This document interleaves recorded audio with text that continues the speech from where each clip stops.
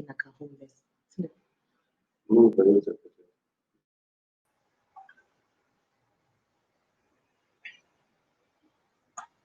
Hello? Hi. Okay, so you said the other Nigerian lady, can you tell her to come here?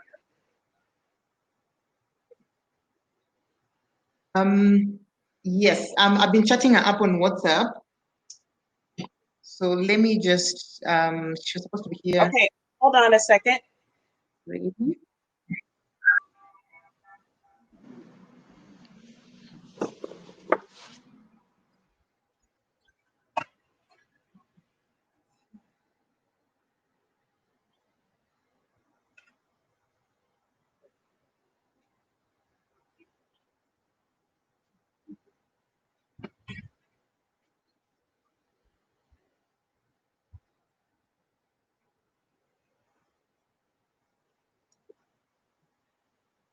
Okay, so where's the other Nigerian lady? I think she's joined already. I just need to let her come to this session. Hold on one second.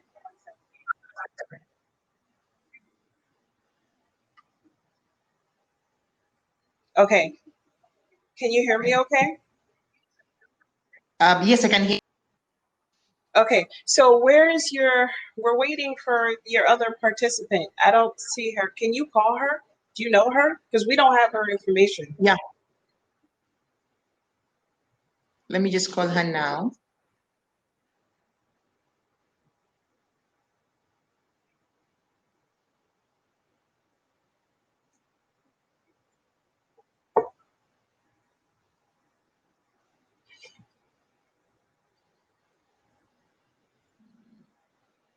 Okay. She isn't picking, but we spoke 10 minutes ago, so she was supposed to be joining in 10 minutes. Okay, she's trying to call me. She said, hey, Funkola. she said, okay. We just joined right now. We are backstage. That was sent to you. And then go and click on sessions, and then you pick the startups and the law. So we are waiting for you there. Oh, all right, thanks. So she'll be on in a few minutes. Okay, good. All right, because I just want to make sure that we're here and that the internet's working. There's one more person that's watching.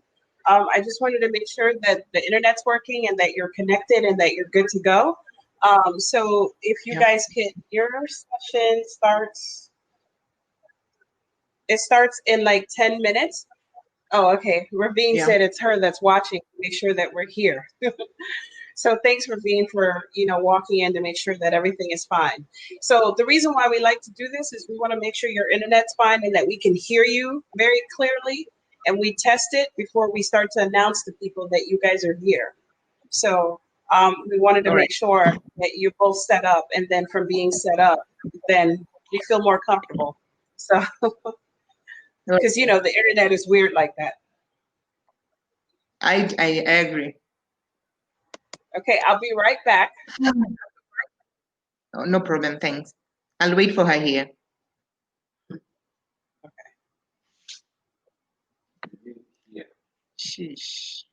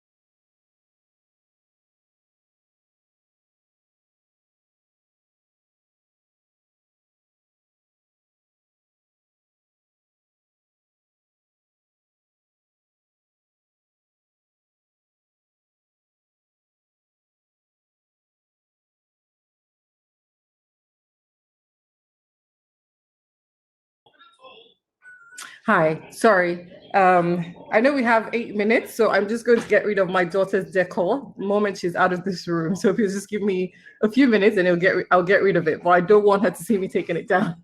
I'm sorry.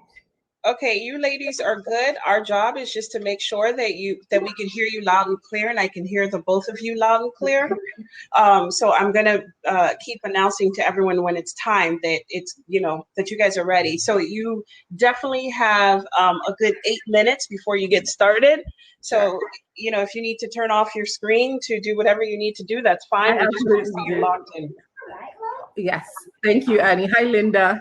So I'm just going to turn off my video for a second and my microphone and get my background going. Thank you. Thank you.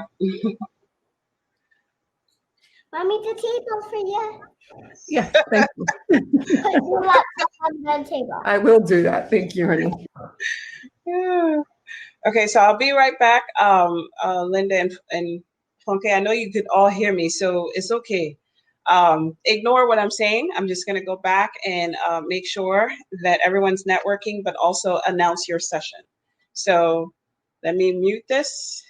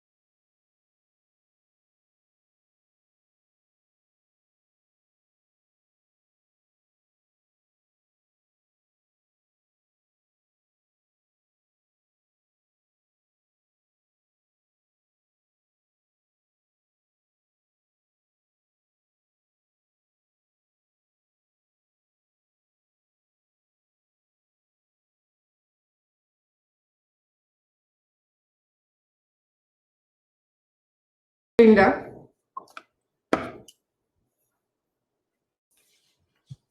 Hello. Away for a second. Oh, I'm sorry. Okay. But I'm back. You're good. Yeah, no, you're good. I've made all of my announcements. I'm just waiting for you guys, and then at Okay.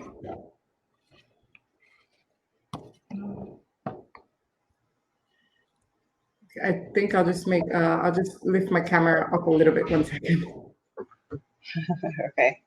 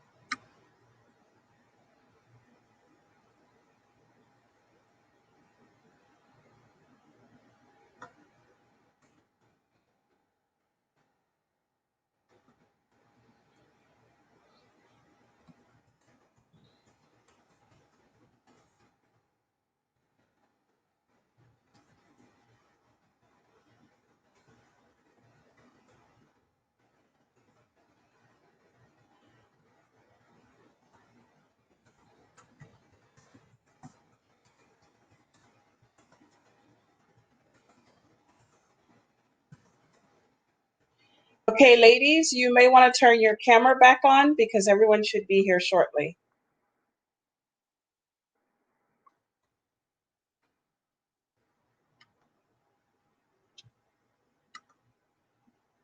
Right. Okay.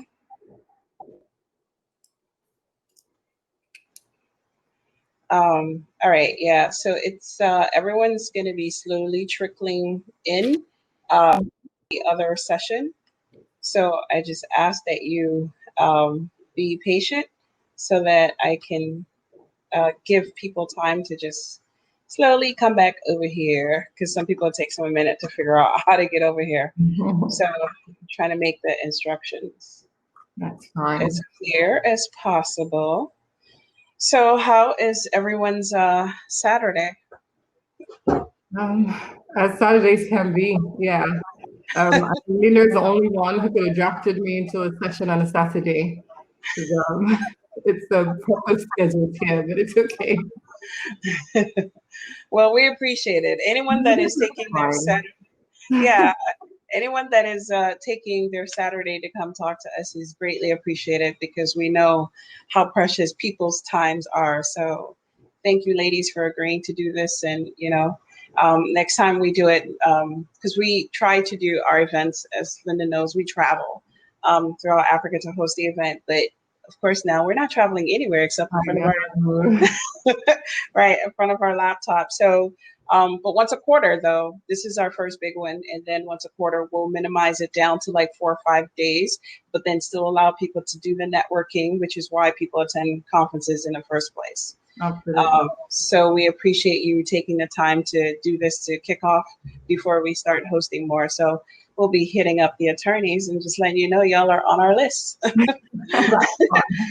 So don't even get too comfortable.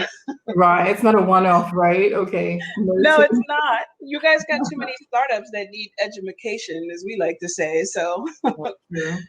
I have a question for you. So if this was to take place in person, where would we have been right now?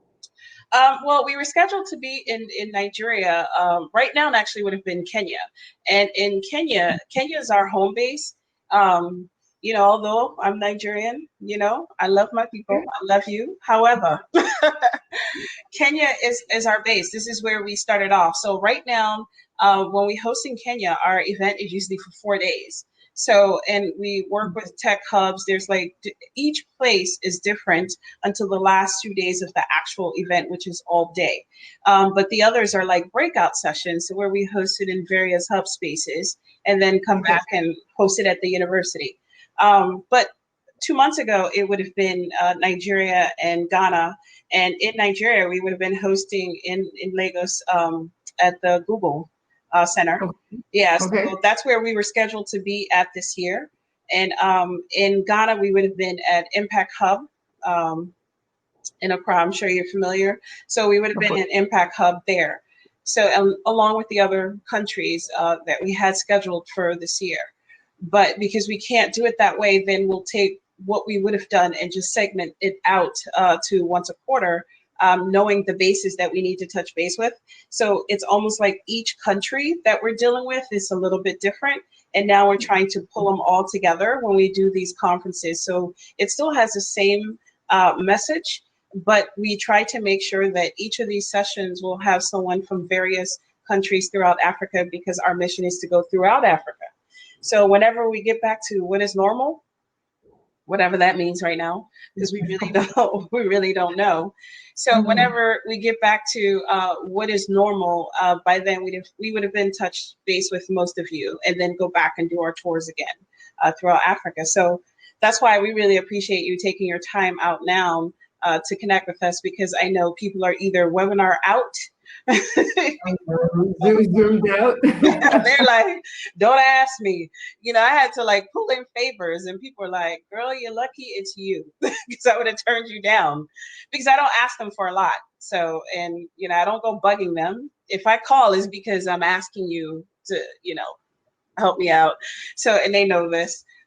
So pretty much that's why we have a lot of our speakers, because a lot of our speakers really didn't want to do any more webinars, but in this scenario, they felt it was important because the audience that we're reaching is who a lot of people do target, and it is African women, and it is those that are developers, it is those that are in colleges, and it is women that are just interested in just learning. So, and that's very key, and that's why it's a passion project, and it just wouldn't be me alone. A lot of the women that actually come on and take the time to do it are feeling the same way. So it helps that we're going into it with that mindset. So it allows us to be to reach a larger audience because we try to keep the events free as always, whether we're here or anywhere else. We always get corporate sponsors. We don't like to do a charge except only if it's going to fill up our RSVP, and then we'll do like a small nominal fee, just not to tie up the RSVP list, because we want to make sure that those that want to come can truly come. So I said all of that in my little pitch, just to say thank you so much for joining me. And I'm going to leave the session. However, I am behind the scenes, and I'll be posting any messages under the chat section on your right hand side. And then when the time is done, I will let you guys know. And afterwards, for those that are in this session right now, for the audience participants, after this session, we'll have another networking, our last networking. And, I just thank all of you for coming in, also Saturday, because participants are still here on a Saturday. So I want to thank them all. And of course, the amazing team that helped pull this all together, because I'm not alone, because I'm pretty sure they bugged the hell out of our speakers. They called them, they emailed them, they texted them. They said, please get on. So, thanks to Ravine and Laura and Janet, who couldn't be here. She had a small accident. So we're sending her love and prayers, and also Quinta. So ladies, I say once again, thank you, and may God bless you for being here, and you all have a wonderful afternoon. After your session, you'll see me saying, okay, time's up. But that's pretty much it. All right. So over to you, Linda. I'm done doing my little spiel. All right. So Linda, take it over.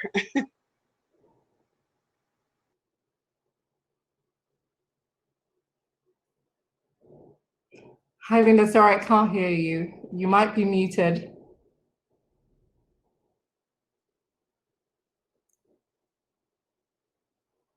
No, I can't hear you now, but I think I read your lips. Did you say, can you hear me? I can't hear you.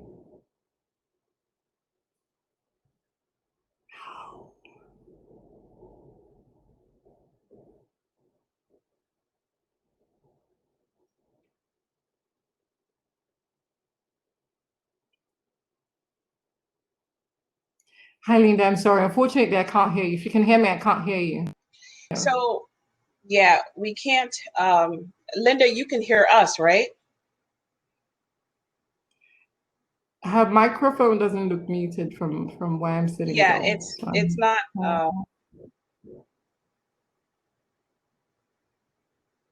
Let's see. I tried it. Her microphone's not muted, but I think she can hear us. I just need her to say she can hear us. She might, Linda, if you can hear us, you might need to log out and log back in. Like sometimes it's best just to close the browser and then come back. Okay, she heard that. Okay, so while she's away, guess who gets to talk? Take it away. It's not me. It'll be you. I'm sorry. That would be me. So I'm gonna ask you, tell us about yourself, and what made you decide to be a lawyer, and who are your audience that you reach out to while we're waiting for her. Okay. Hi, everyone. Thank you for joining. My name is Funkola Odeleye. I'm from Nigeria, and I co-founded a legal technology company called DIY Law. I think I became a lawyer just because it was an expectation, pretty much. My dad is a lawyer. My older sister is a lawyer. So I don't know if you know how Nigerian families go. When there are like multiple lawyers, it's almost like, you have to be one, or be a doctor, or be an engineer. So it was almost as though it was chosen for me. That's what I would say.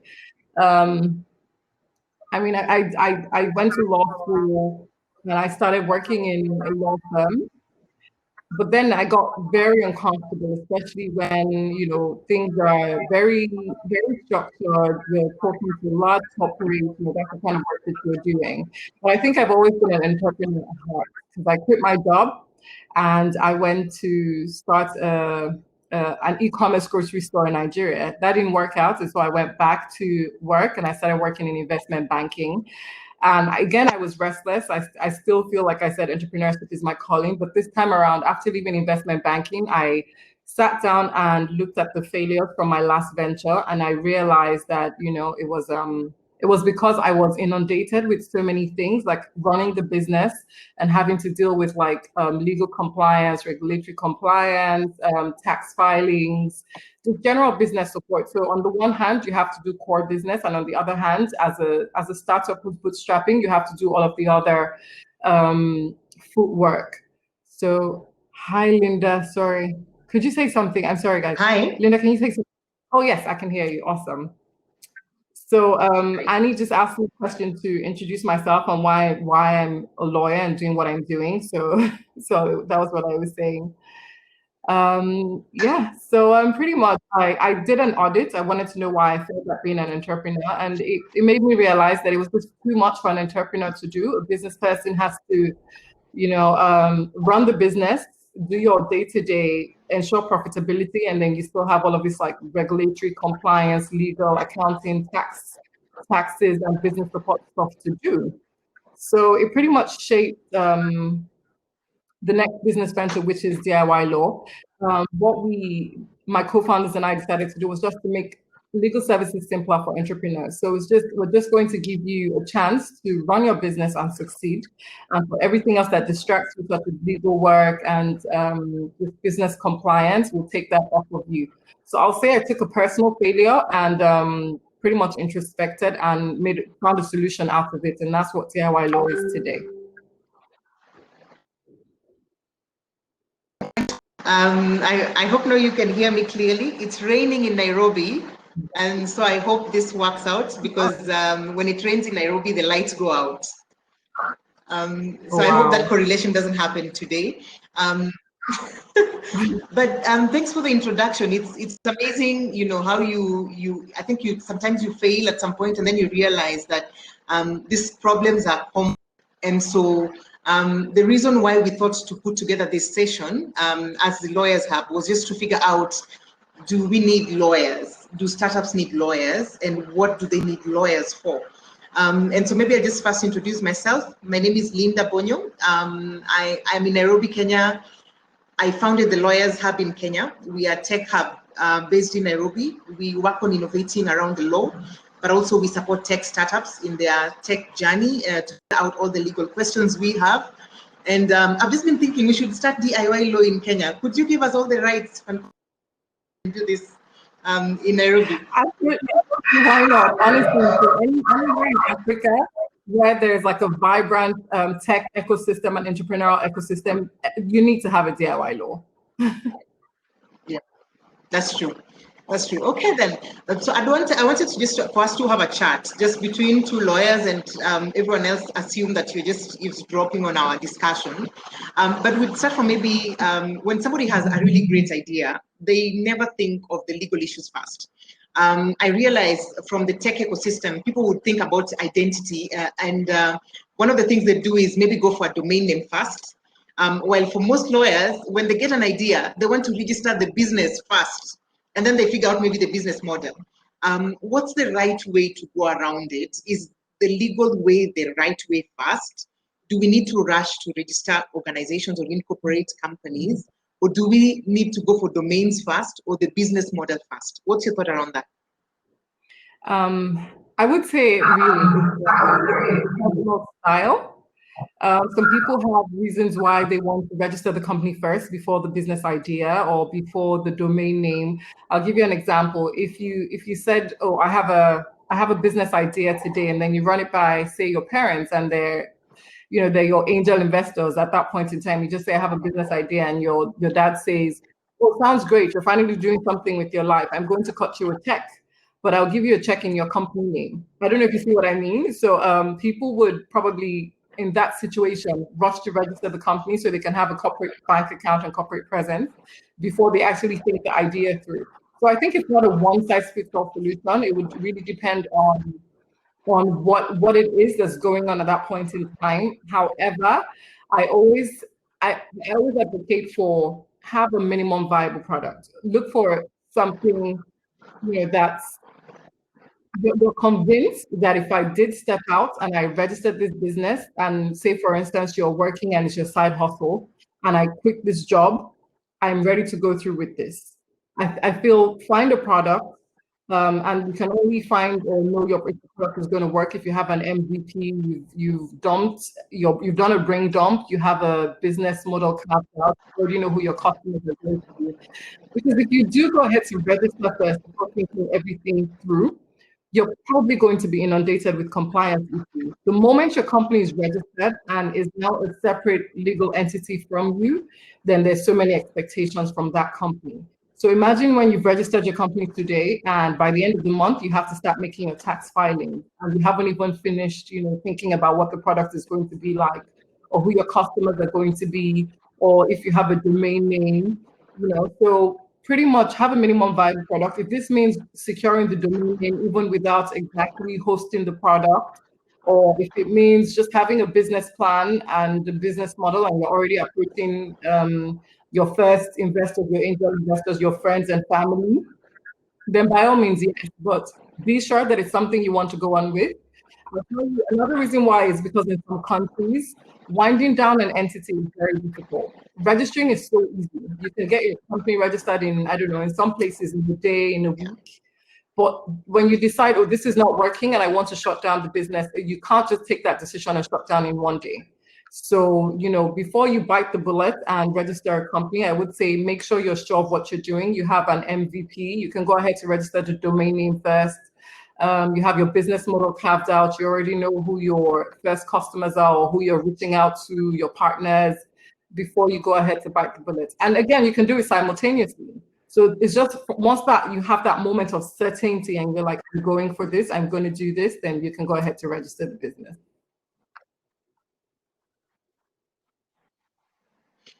And I agree with you. I think that's really well spoken. I agree. I think the continent, especially across Africa, shutting down businesses is really hard. We do not give startups the opportunity to try out new ideas. And if they fail, make it really easy for them to just close shop and move on to the next idea. I think at the policy level, we have Smart Africa that's trying to come up with supporting countries to come up with the Startup Act. We already have Senegal and Tunisia that have come up with really good startup acts that encourage startups to try out, give them really good rates around taxes, but then also encourage them to shut down when it's not possible for them to continue. Is that the case in Nigeria, for example, and maybe largely West Africa? Do you find that it is difficult to operate as a small business? And what are these tricks and tips that you could let them know on how they can maneuver the legal system? Wow, Linda, I mean, I was smiling when you asked that. Is that the case in Nigeria? Unfortunately, I'm going to be the bearer of bad news and say no. It's not the way it goes in Nigeria and with many African countries that we've sort of studied. And I'll give you an example of Nigeria. You register a company, you can have it done in a week or less. I mean, it depends.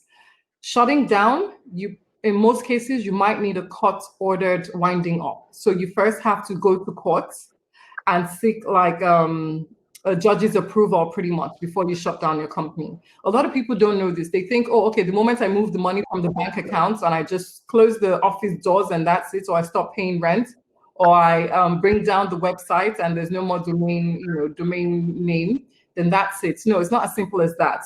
You have to have all sorts of statutory general meetings. You have to have newspaper publications so the whole world knows that you're shutting down businesses. Obviously, if you have any creditors, they know that this business is shutting down. We need to go ask for our money. So there are different things like that. And then you now have to have it sanctioned sometimes by a judge saying, okay, this is fine. We're sure that you're not indebted to anybody. You can shut down the business. This process could take as long as 3 months. You see the difference. You register in 1 week. It takes you 3 months to shut down, and you're spending a lot more to shut down because, again, there's some things you can't do yourself. So you have to engage like lawyers to wind up a company. You have to have statutory general meetings. You have to have a company secretary sitting down there. You have to, in some cases, you have to appoint a liquidator, and these people don't come cheap. So really, it's not, and in a lot of African countries, it's the same thing. So there isn't that demo period where you can start and see if it works out, and then, or it's not working out, you can just pull out and go back to work or go look for a job, and that's the end of it. So it's not the case. And I really am strongly advocating for the startup law. You need to give people a chance to demo. I know that there's some places in the UK that even the government gives business spaces, retail spaces, like a pop-up space. So you don't have to go into a long lease. You can be a week. You just go in, try it. Say you are selling goods, for example. So you can just go in, set up shop, see how many people walking in a week to your pop-up space. If you feel it's viable, then you can go on and take a long lease, or take a long, take a long rent. But we don't have those kind of policies at the moment, not in Nigeria, not in a lot of African countries. Which is quite unfortunate, because I think the future of our economies is small businesses. If people can dream up ideas, we are sure that in the next 20 years, as we know, the businesses that are existing now, like Airbnb, that was doing really well just before the pandemic, those are businesses that didn't exist 25 years ago. Absolutely. And so I think we need to treat African businesses even way better from a policy perspective. But also I'd want to just catch up on what you have talked about around demoing, and then if it doesn't work, just dumping it and starting out. We've had experiences where people get into partnerships. You have this great idea and you think this is the right partner, and so you say, you know what, you go to the website, do the website, and then I'll do the product, whatever it is. What's your experience around partnerships, and especially in line with the theme of this conference, a digital society? How do partnerships work? Can I now work, together with a partner in Nigeria, and maybe I'm in Tunisia, or how do we break up? How do we start off? What are our roles and our duties? Is it this mushy feeling about love, like you like the energy, and so you're not gonna do it yet, like bring a contract? So because everybody loves the energy in the room, so nobody wants to jinx it by bringing in paperwork. What's your experience? You're right. You're sitting down, you're having a coffee with someone, you come up with a great idea, they completely, get it. You're saying sentences, they're finishing it, and you're thinking, I think I found my next business partner. And before you know it, you guys have gone to bed without actually thinking about everything. I mean, the excitement in starting up a new venture, especially for innovators, you're thinkers, you just want to move. You don't want to be inundated with like a lot of processes before you move. I mean, I know somebody who said to me before, I think we should forget the paperwork and just start acting, because you know how things go. We could forget about it in a week, or we could get bored and move on to do something else. Sounds great, but I will say, especially with digitization, cross-border partnerships, people having, I would say you can sit in Nigeria and then you have your developers in, just anywhere in the world, in Nairobi, in Uganda, but paperwork is important. It's very exciting. You can't just start a venture or start a business idea with someone without doing the basics. And as much as it sounds like, oh yeah, these lawyers are here again, and they like paperwork and all of that, I've seen it happen too many times. I've seen people get burnt, especially when you're working in different jurisdictions. People have to agree on, if something went wrong, what country, if we had to take each other to court, what country are we going to go to court in? Or if people don't like to think about those questions when they're starting businesses, or who holds larger shares, who holds, or what do you get if you develop this app, for example? So does that make you a co-founder, or are you just a contractor? Or am I just paying you like, so I saw a comment and I'm trying not to get distracted because that was really funny. But yeah, sorry. It's not just, you need to know what the basics are. So I think every time you get excited, you're starting a venture and you're starting with people, take a step back. And it's a hard conversation to have. But when I start to talk to people about paperwork, even if it's not something as simple as collaboration, like, okay, my company is going to provide this for your company. When I start to talk about things like that, and I say, oh, we need to do paperwork, and they're like, is jinxing the whole thing, or no, we have such a great chemistry. I say, you know what, you think that it's fine, but how about you protect yourself from me? So, typically sometimes you're thinking, oh no, I'm a great guy, I'm not going to cheat you. Yeah. I'm like, how about you protect yourself from me? Do you know if I'm going to cheat you? So you always have to flip it in that way, where people have to see it from the other point of view and not from their point of view. So from their point of view is, I'm trustworthy, we don't have to document this. But it's, do you know if I'm trustworthy? And so you have to sell it in a way that you're letting people know it's a balance. It's in the same way I'm protecting myself from you, you should also protect yourself from me. So when people say, oh, I don't know how I'm going to tell him, I don't know how I'm going to tell my co-founder, you have to think about, it's the same thing with coronavirus. It's like when people are saying, why are you wearing a mask? I don't have the virus. Why are you wearing a mask?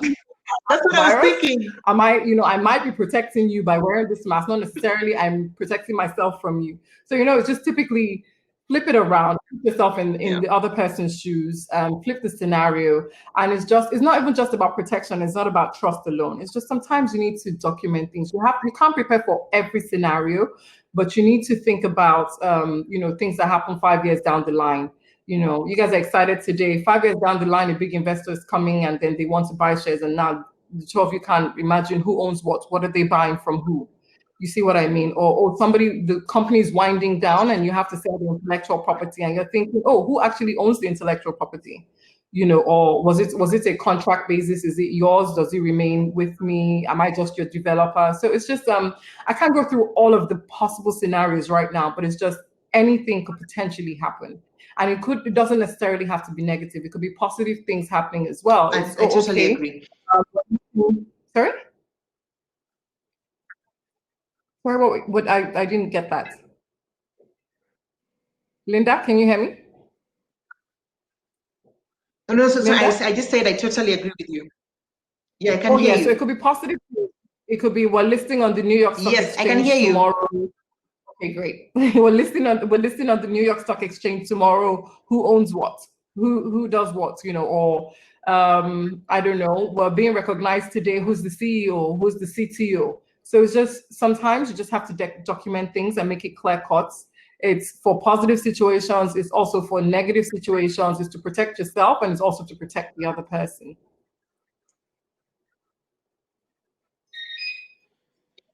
I agree. And I think the beginning point for any sort of startup would first be you must have a co-founders agreement.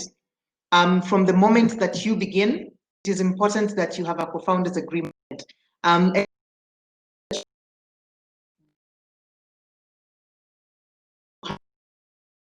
Contract, whether they are contract, whether they are labor provider. And so I don't know whether I lost you, Fankola, but I'm going to ask the next question, and we're going to just talk about investment. When the money comes in, that's when that's sort of extrapolated. And I hear a lot of the stories on the startup scene in Nairobi, that this was my company, but a foreign investor came in, they took over my company, and now I no longer own it. This was my intellectual property. Now I'm seeing it being paraded in Netherlands for maybe an annual film festival or something.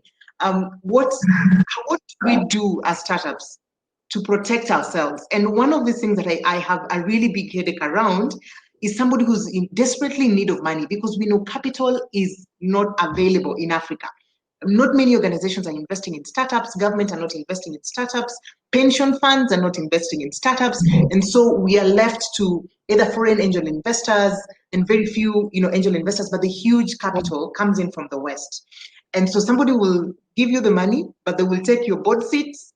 All of a sudden, they have the majority seats on your board. Number two, they have the largest share, and before you know it, you're kicked out of your own company. It's not only an African problem. We know Steve Jobs was kicked out of his own company. How do startups ensure that they don't give up? Can I confirm, Linda, can you see me and can you hear me? I think my camera went off for a second. You can see me, okay. It's very, very tricky. And I think it's, again, it's a matter of preference. There's some basics that you should have. There's some things that you should definitely protect yourself against. But again, it's what is the founder aiming for? I mean, I've spoken to somebody who I saw them give away pretty much all of their company to a certain investor. I mean, so it starts little. So an investor comes in and takes 30%. And then next thing he brings his friends and he says, oh, this guy can help you with something. I think you should put him on your board and give him 10%. That happens. And then I think you should give this person this and give them 5%. And it went on and on until the visionaire, the founder of the business, had less than 5%. And my question to him was, what are you aiming for? And he said, I'd rather have a small fraction of something big than have a big fraction of something small. So it always depends on what you're aiming for.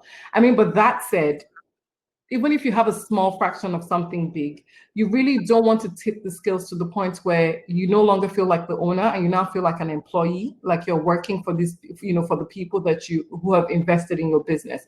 So even if your strategy, what I'm essentially saying is, even if your strategy is saying, I'd rather have a little and be a big company and an international company with so-and-so investor, even if that's what you're aiming for, truth is you should always have that amount of shares that makes you feel motivated every day and not like an employee. And in negotiating investor agreements, there are too many things to look out for. Board seats are great. I mean, I don't know who's going to give you a huge chunk of money and walk away from the money. The reasons why investors ask for board seats is most times to protect their money. So if they've given you some money, I want to sort of have oversight. I want to know what you're doing. The only way they can do this is if they, attend board meetings, if they can vote and decide on what you spend the money on and what you don't spend the money on. But you need to also remember that it's not just about sitting and observing the money when you give them board seats. You're also giving them some powers. I mean, they're the ones who, the board of directors are the ones who have, the power to appoint, who the chairman of the board is. So you need to also know that when you're giving somebody a board seat, you could potentially be giving them, as much powers as being a chairman of a company, of your company, if you see what I mean. Also, when you give people shares, even if they're not asking for board seats, you need to understand that a shareholder, once a person has shares in your company, they have the right to appoint directors. So sometimes when people give out shares and when people take money pretty much, you need to understand what the trade-off is for that money. It's not just I'm giving you shares, I'm taking money. You're also giving powers with those shares. Shareholders are the ones who appoint the board of directors. Shareholders are the ones who have the right to fire board members. So if you're wondering, oh, I only gave him 20% of the shares, think about it. If he combines it with somebody else's shares and it gets, the majority voting rights, they can kick you off your company. So you have to honestly think about, Linda, it's so short a time that we can't go through all the scenarios. Yeah. But what I want whoever's listening, you know what the trade-off is for these shares. A lot of times they're mentioned in your shareholders agreements and investment documents, but some other times they're implied. Sometimes it might not be mentioned in the shareholders agreement, but you need to know that when you make somebody a shareholder in your company, they have the right to appoint directors. Of course, a majority, if they have majority shares. So you always have to think about it. Are my co-founders and I always controlling majority shares at any point in time? And what this means is pretty much, say, 51%. So 51% of the company doesn't necessarily have to belong to one person. But if you say my co-founders and I, who are likely to vote the same way or who have the same intentions for the company down the line, do we always control a huge block of shares of the company? So it's not just because of your dividends or how much money you're going to get, is when it comes to control rights, who has them? So those are the kind of things that we want people to be thinking about. But more importantly, people need to make sure that they go through the investment documents through and through. Shareholders agreements, just everything. Even from the term sheets, you would know what your potential investors are expecting of you. And what you said about intellectual property, I mean, that's also a two-way street. I don't think that any investor invests in a company where the intellectual property belongs to an individual. Most times what they're investing in, especially at an early stage, is that intellectual property. So, you can't essentially say, oh, well, the investors don't get me, I'm walking away with the IP. So most times you will see investors telling you that the IP has to belong to the company. Obviously not to them, but the IP has to belong to the company because is the company they're investing in. So you can't wake up one day and just go, you know what, I'm done, here's your money, or, I'm done, hire somebody else, I'll just take this IP and I'm going to set up another company. If the IP belongs to the company, you can't walk away with it. And when people say the investors, the investors wanted the intellectual property the sort of like the anecdote that you gave. The truth is, if it belongs to the company, then everybody has a share of that IP in the same way they have a share of the company. So if they say, oh, the investor has now taken the IP to Netherlands, no, they can't take the entire IP. It doesn't belong to the investor as well, and they can't take it and replicate it in Netherlands. It essentially belongs to a new human being, which is the company, and everybody has a share in the company the same way they have a share in the intellectual property of the company. So just to wrap up what I'm saying is just, you need to be careful of what you're signing. You need to know, first of all, you have to have documentation in place. Don't take money and everybody's keeping quiet and you think you're the one who's being smart. No, you're not, because something's going to come and bite you later down the line. So you need to make sure there's documentation and paper trail for this money you're collecting, and on what terms. And it has to be the strategy. It has to be what you're agreeing with. You can say, okay, I'm happy to give 95% because I trust this guy, or I want this guy to take this company and make it global, or, I always want to have majority shares. So just always know what you're aiming for and make sure that that's what is documented.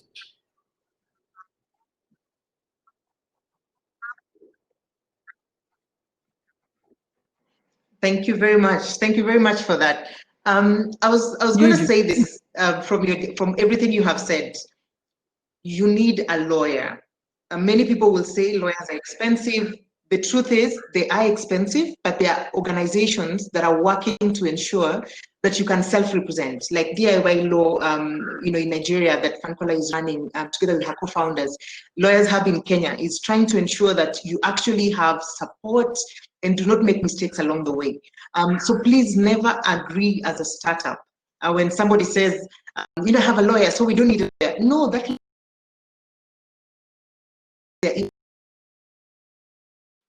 you need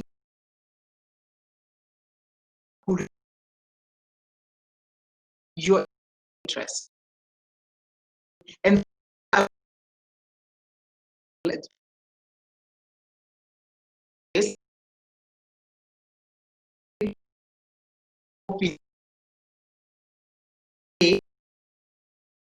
it's back, but there's a question, and we're going to go to the question. This Joy is asking, it looks like we still have to put in a lot of for early stage startups to flourish. In Uganda, more than startups do not live to see their first birthdays because of such bottlenecks. So this legal bottlenecks that we've. I can't. Go ahead. I'm sure everyone. Can you hear me now? Yes.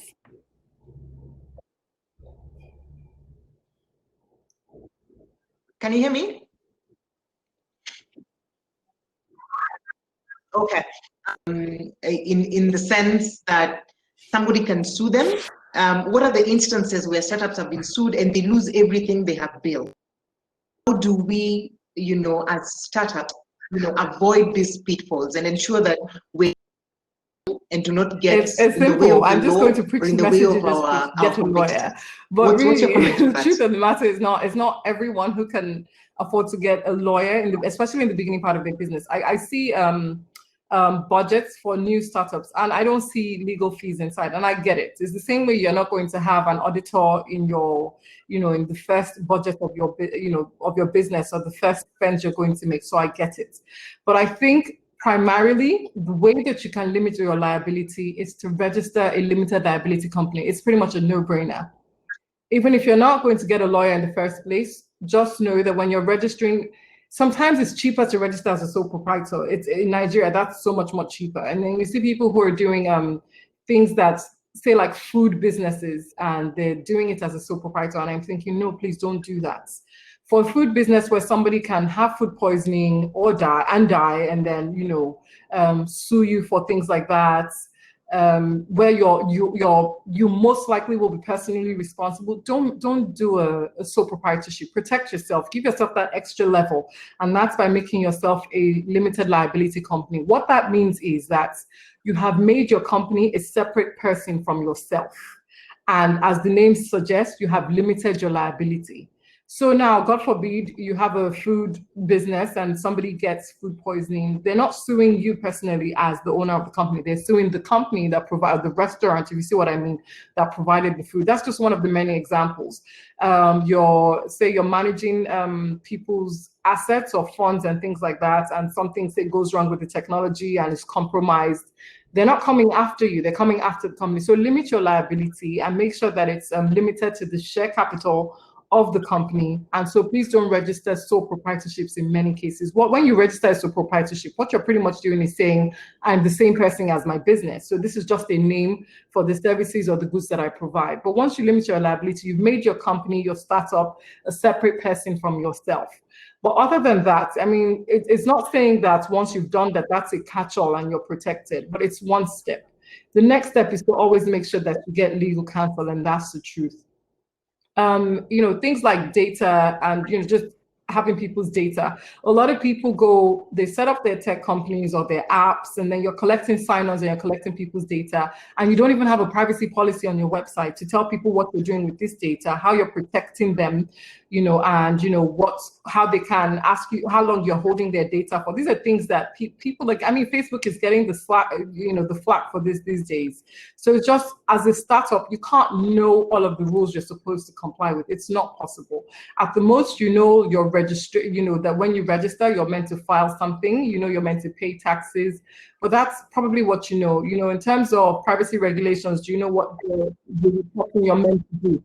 In terms of compliance, what you're supposed to do.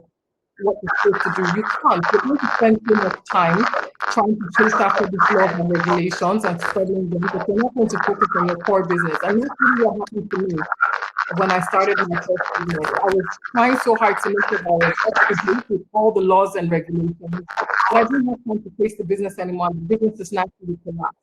So honestly, budget for a lawyer. When you're fundraising, tell them, let whoever your investors know that you're budgeting lawyer fees. You need to have someone on a retainer. So yes, you can't know everything, so then get a lawyer.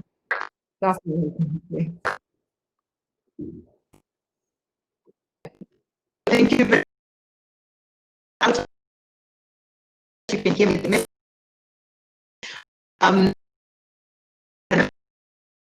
Talk so much about that. I hope that comply with country. Ghana, this already have. We must actually ensure that the money we make actually stays. Thank you. I'm happy.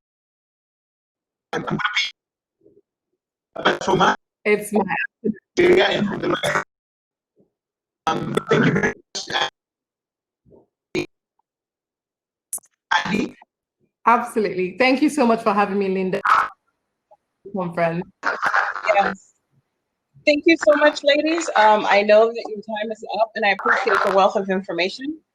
As I mentioned to you before, I'll be tapping back into you, Linda, so that we can just host a session that breaks down a little bit more that you were able to do, because right now from the diaspora all the way to Africa, they want to know these things. So the next session, of course, will be bringing you and you guys in connection with them. So this way, everyone gets an opportunity to see what they can do across the board, as well as have attorneys from the USA as well. So it's cross-functional in a segment. So with that said, you ladies have a wonderful Saturday. Thank you for dedicating your time to us. And while definitely be in touch, please look out. We're going to give you a month off. 1 month off, and then we're circling back around. So you can't say we're irritating you, because you'll have 1 month off. It's okay. All right. That's fine. Okay, good. So once again, thank you, ladies. And for the participants, Melissa, you're welcome, Melissa. For the participants, we still have a little bit of comment sections that you guys can make, and let us know if you need anything, or if you thought that there's anything that we could have done better. So this way we know for the next session that we're going to have. Please feel free to leave us the comments, and also leave us feedback. We will send out all of this is a video, so you guys will all get that video to see, how it was, and also what we could do to tweak it better. So, but in the meantime, just know that the next conference for us, it would be a miniature conference, and it'll be, only a half a day. and we'll do some touch points, but we'll stick to one subject at a time. So that whole session could possibly be all about, you know, the laws and in many facets of what everyone needs to know. So thank you, everyone. Everyone have a wonderful Saturday. And thank you for joining us. Thank you to Ravine and Laura and Janet and Quinta and all the people that help make us AWIT the way it is. And thank you, Funke. Thank you so much for taking the time. So you have a wonderful Saturday.